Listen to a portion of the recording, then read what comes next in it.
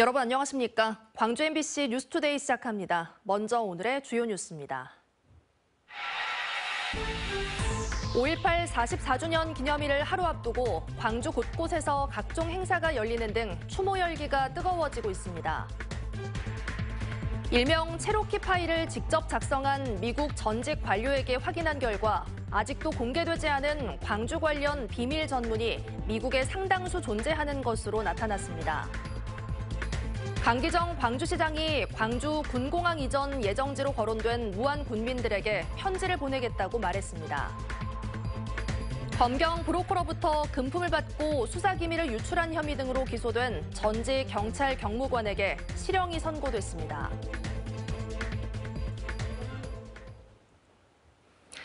(5.18) 민주화운동 기념일을 앞두고 5월 어머니 집에 특별한 손님이 방문했습니다. 스리랑카의 인권 활동가이자 올해 광주 인권상 수상자인 수간티니 여사인데요.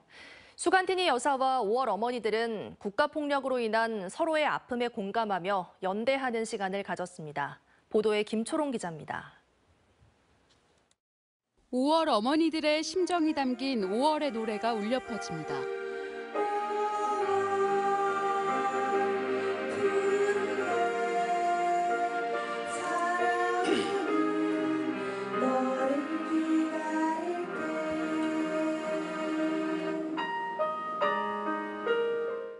(5월) 어머니들과 스리랑카의 인권활동가 수간티니 여사가 한자리에 모였습니다. 5월 어머니들은 남편이 계엄군에게 끌려가 고문당한 뒤 후유증으로 세상을 떠난 사연 등 자신들의 아픔을 털어놨습니다. 계엄군들이 5번, 10번씩 쳐들어와서 안전히 가정을 쑥대밭을 만들고 힘들었어요.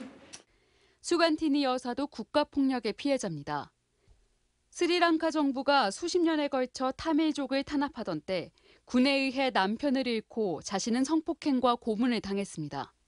하지만 이에 굴하지 않고 지금까지도 정부의 위협에 맞서며 2,600명의 회원이 있는 인권단체를 이끌고 있습니다. 5.18 기념재단이 수간티니 여사를 올해 광주 인권상 수상자로 선정한 이유입니다. அந்த அவார்ட் எனக்கானதாக நான் கருதி கொள்ளவில்லை. என்னோடு இணைந்து பயணிக்கின்ற அனைத்து பெண்களுக்குமான அங்கீகாரமாகத்தான் நான் அதை கருதுகிறேன். ஆகவே தொடர்ந்து நாங்கள் மென்மேலும் எங்களோட இதுகளை விரிவுபடுத்தி எங்களோட போராட்டங்களை மேற்கொண்டு வருவோம் விடுதலைக்காக. 이들은 짧은 대화 속에도 서로의 아픔에 공감하며 눈물을 흘렸습니다.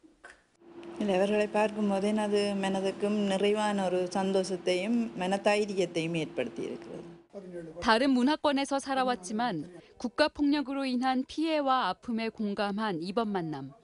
이들에게 다시 나아갈 힘을 얻게 하는 연대의 시간이 됐습니다. MBC 뉴스 김초롱입니다. 당분간 맑은 날씨가 지속될 것으로 예상되는 가운데 오늘도 무난한 날씨가 예상됩니다. 제주 남쪽 해상을 지나는 고기압의 영향권에 들면서 종일 이렇게 깨끗한 하늘이 드러나겠습니다. 요즘 먼지 걱정도 없습니다. 오늘도 미세먼지 농도 전 권역에서 보통에서 좋음 수준을 유지하면서 바깥 활동하기 좋겠습니다. 기온은 어제보다 오름세를 보이겠습니다. 아침 기온 13도 안팎, 한낮 기온 25도 안팎으로 아침 기온과 낮 기온 모두 어제보다 3, 4도가량 높겠고요. 일교차는 여전히 10도 이상으로 크게 벌어지겠습니다. 다가오는 주말 동안 맑은 날씨가 예상되는 가운데 낮 기온 더 높게 오르겠습니다. 광주의 낮 최고 기온 28도에서 9도 분포로 여름 같은 더위가 예상됩니다. 날씨 정보였습니다. 5.18 민주화운동 기념일이 하루 앞으로 다가왔습니다. 광주 시내 곳곳에서는 다양한 행사가 열리고 있는데요. 계엄군에게 희생당한 피해자를 추모하기도 했고 해직 언론인들은 5.18 정신의 헌법 전문 수록을 촉구했습니다. 천홍희 기자의 보도입니다. 전두환의 탄압에 맞서다 강제 해직된 언론인들의 모임인 80년 해직 언론인 협의회가 국립 5.18 민주묘지를 찾았습니다. 1980년 당시 한국기자협회장으로서 언론 자유운동에 헌신한 김태홍 언론인과 리영희, 송건호 언론인 등 5.18 민주화운동을 뒤에서 조종했다는 의심을 받아 구속됐던 언론계 큰별들을 찾아 넋을 기렸습니다.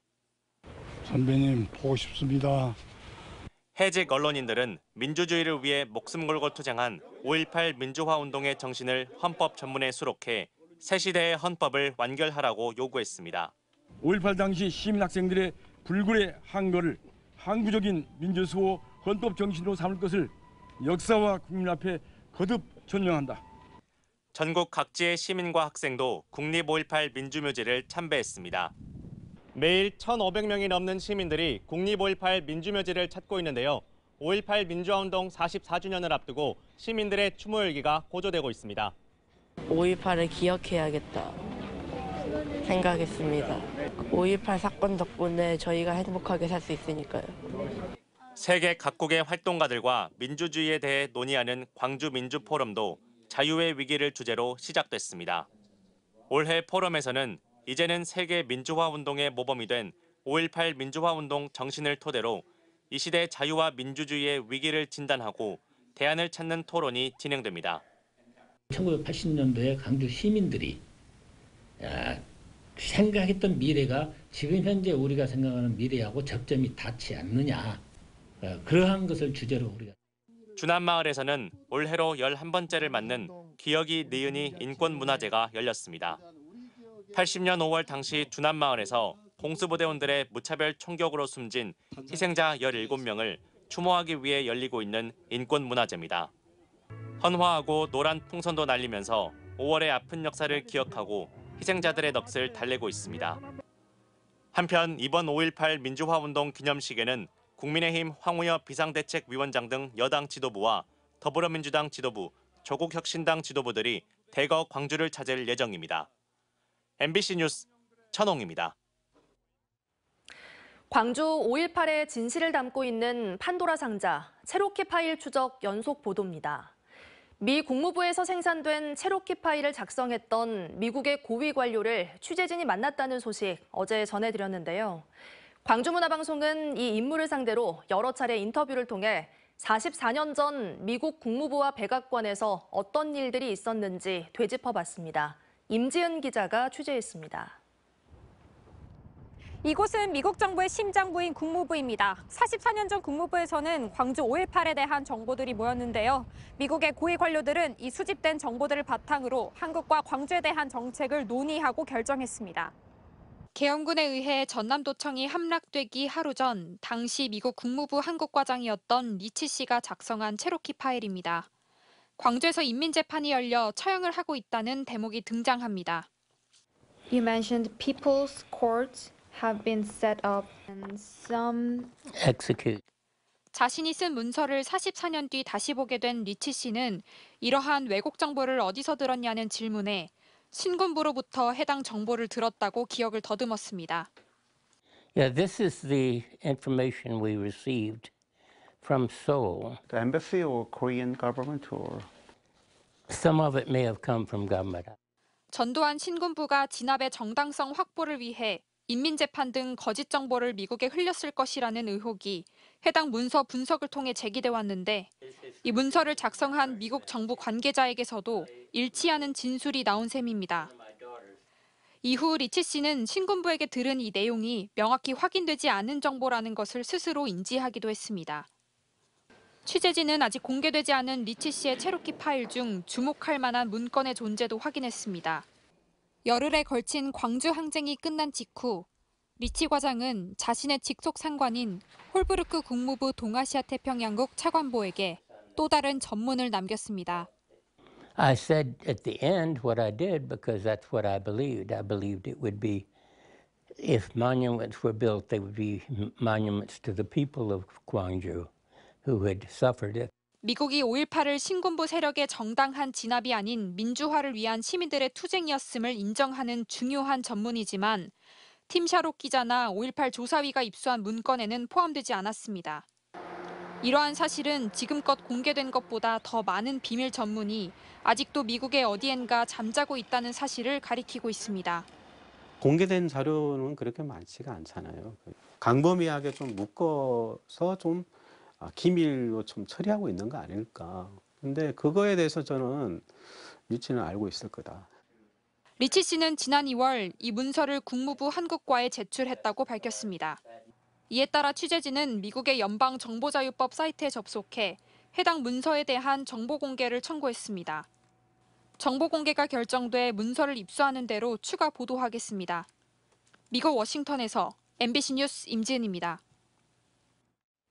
검경 브로커로부터 금품을 받고 수사기밀을 유출한 혐의 등으로 기소된 전직 경찰 경무관에게 실형이 선고됐습니다. 광주지법 형사 8단독 김용신 판사는 변호사법 위반 혐의로 기소된 전직 경무관 60살 장모 씨에게 징역 1년을 선고하고 4천만 원 추징을 명령했습니다. 장 전 경무관은 지난 2022년 검경 브로커 성모 씨의 청탁을 받고 서울경찰청 금융범죄수사대가 수사 중인 코인 사기범 탕모 씨에 대한 수사 정보를 빼내 알려준 혐의 등을 받고 있습니다.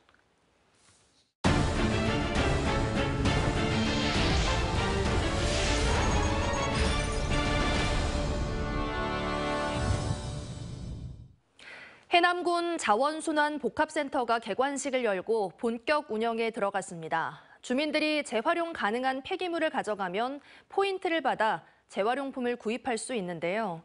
교육의 공간도 마련돼 해남형 ESG 확산의 기반이자 자원순환 교육장이 될 것으로 기대됩니다. 보도에 신광하 기자입니다. 전남 최초로 건립된 해남군 자원순환 복합센터입니다. 지상 3층 규모의 건물로 1층에는 재활용 교환센터와 리필숍, 2층에는 교육장과 재활용품 나눔 공간, 공유물품 대여센터가 들어섰습니다. 또 3층에는 자원순환과 환경의 중요성을 배울 수 있는 교육 공간이 마련됐습니다. 센터의 역할은 재활용품 교환센터를 중심으로 17종의 재활용 가능한 폐기물을 가져오면 포인트로 교환할 수 있습니다. 포인트는 센터 내에서 음료나 게임, 재활용품 구입 등 자원순환 자산으로 활용할 수 있습니다. 여기서 체계적으로 교육도 해준다고 하니까 도움이 될 것 같고요. 그런 것들을 와서 이제 제대로 되는 분리수거가 될 수 있는 시스템이 갖춰져 있어서 참 좋은 것 같습니다. 해남군은 센터 개관식을 갖고 민선 7, 8기 역점 사업으로 펼치고 있는 해남형 ESG 상징 공간으로 육성해 나가겠다고 밝혔습니다. 현재 84%에 머물고 있는 폐기물 재활용률을 100%로 끌어올려 청정한 지역사회를 만들어 나가는 복합공간으로 활용할 예정입니다.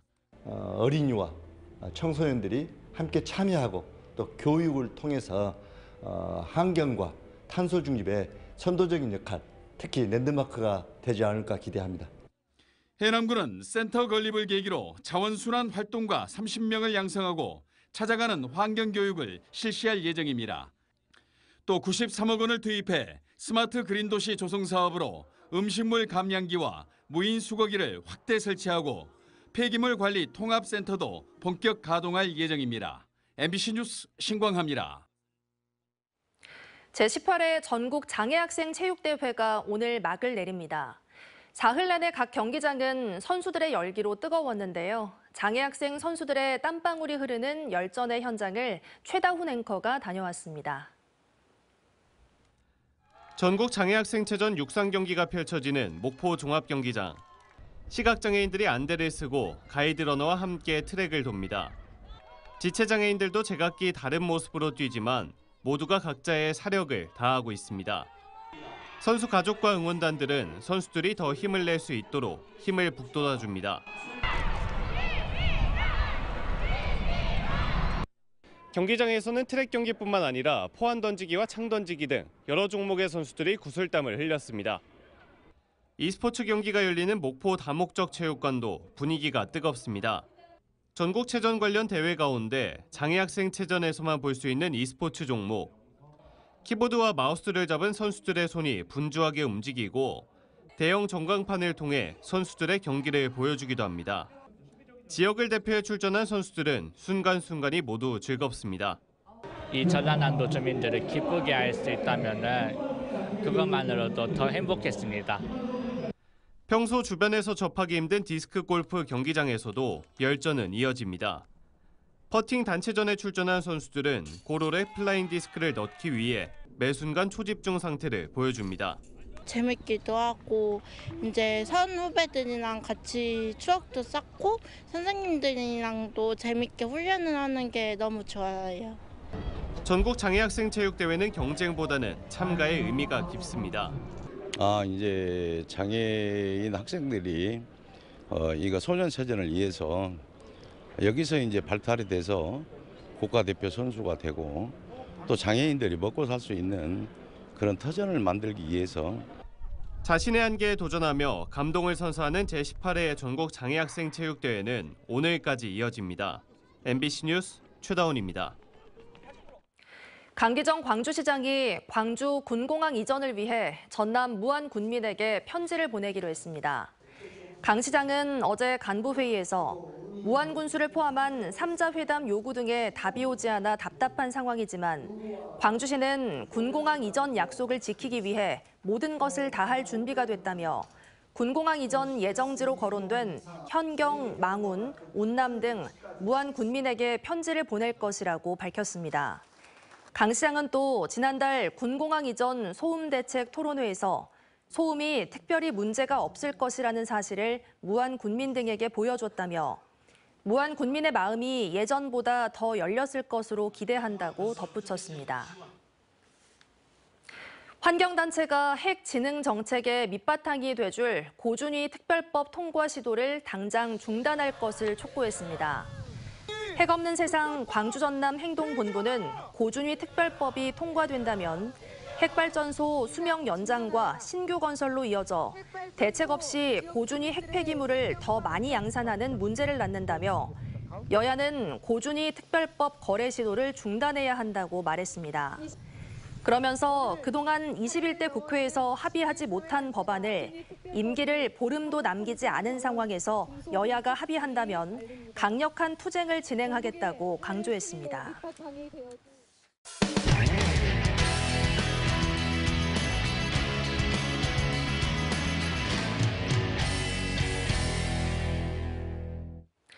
공무원들에 대한 폭언과 욕설 등 악성 민원들이 끊이지 않자 광주를 비롯한 전국 지자체들이 공무원의 이름 등 개인정보를 지우고 있습니다. 정부는 악성 민원의 법적 대응을 지원하겠다고 약속했습니다. 울산문화방송 정인곤 기자입니다. 울산 중구청의 한 사무실 입구. 공무원 사진과 이름, 전화번호가 적혀있던 조직도는 온데간데 없이 사라지고 현재 조직도는 해당 부서의 담당 업무만 안내하고 있습니다. 구청 홈페이지에도 각 부서의 담당 업무만 소개할 뿐 담당 공무원의 이름은 빠져 있습니다. 지난 3월 악성 민원에 시달리던 경기도 김포시의 한 공무원이 숨진 채 발견되는 사건 이후 정부가 공무원 이름 등 신상을 비공개하도록 권고한 데 따른 조치입니다. 이제 갓 들어온 우리 신규 직원들은 그 부분에서 많은 부담을 갖고 있는 건 사실입니다. 그래서 공직을 그만두기도 하고. 울산 북구청 민원실. 민원 업무를 담당하는 공무원들이 목걸이 형태의 카메라인 웨어러블 캠을 착용하고 있습니다. 북구청은 울산의 지자체 가운데 가장 많은 8대의 웨어러블 캠을 보유하고 있습니다. 앞으로는 욕설과 폭언 등이 계속되는 민원인 통화는 사전 고지 없이 녹음도 가능해졌습니다. 울산시와 각 구군에서는 매년 2,000건 넘는 악성 민원이 접수되고 있습니다. 반복되는 민원들이 너무 많아요. 개인의 신상을 털어서 실제로도 계속 김포시와 유사한 사건들이 제가 조합원들 만나보면 실제로도 많거든요. 공무원들이. 우리가 처리해야 될 민원들에 좀 더 집중할 수 있게 되는 거죠.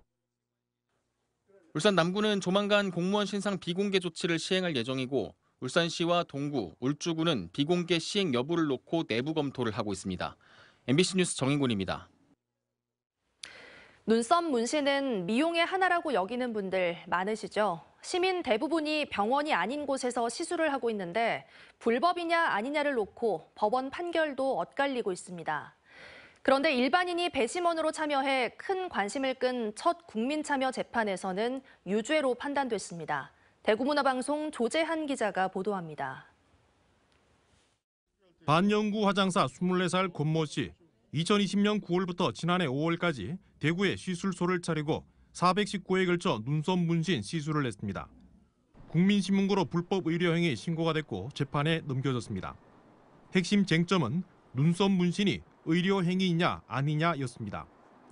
비의료인 의료행위는 법으로 금지하고 있는데 어디까지 의료행위인지 명확하지 않아 그동안 법원 판결도 유무죄가 엇갈렸습니다. 일반인 7명이 배심원으로 참여해 이틀 동안 진행한 첫 국민참여재판에서는 4대 3으로 유죄 판단을 했습니다. 사람의 생명과 신체, 공중 위생에 위해를 발생시킬 수 있는 의료 행위에 해당한다는 겁니다. 너무 아쉽고 속상하고 7분 중에서 3분이 무죄라고 말씀을 해주셔서 조금이나마 희망이 보인다고 생각을 해서 이제 항소심까지 갈 힘이 그래도 어느 정도 있다고 생각합니다. 문신업 종사자만 전국에 약 35만 명, 시술을 받은 사람은 1,300만 명에 이르는 것으로 파악됩니다. 국민 4명 가운데 1명꼴입니다. 대다수 나라에서 문신을 합법화했을 뿐 아니라 2015년에는 고용노동부에서 문신사를 미래 유망 직종 가운데 하나로 선정하기도 했습니다.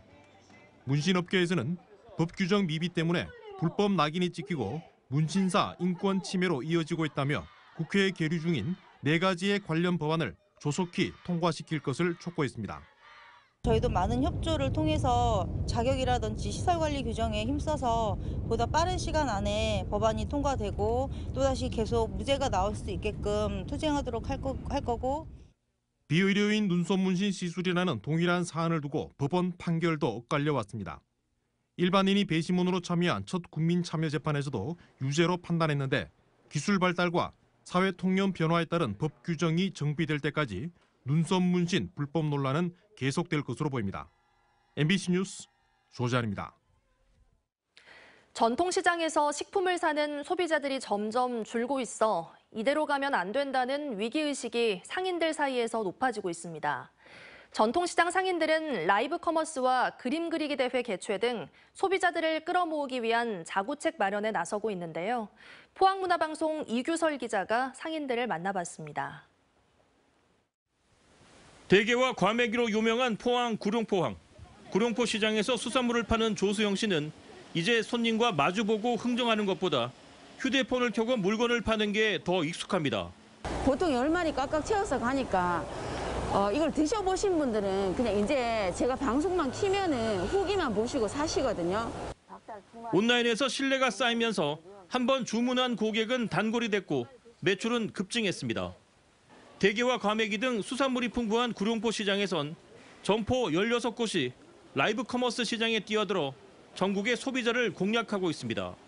특구라는 이게 별칭이 있다 보니까 이게 그래서 조금 더 메리트가 있는 것 같아요. 온라인으로 팔았을 때 산지에서 잡아서 바로 보낼 수 있다. 그런 장점이 있는 것 같아요. 깔끔한 디자인의 가격 표시판은 기본. 생선회도 소포장으로 판매하고 있어 시골 전통시장도 예전과는 많이 달라졌습니다.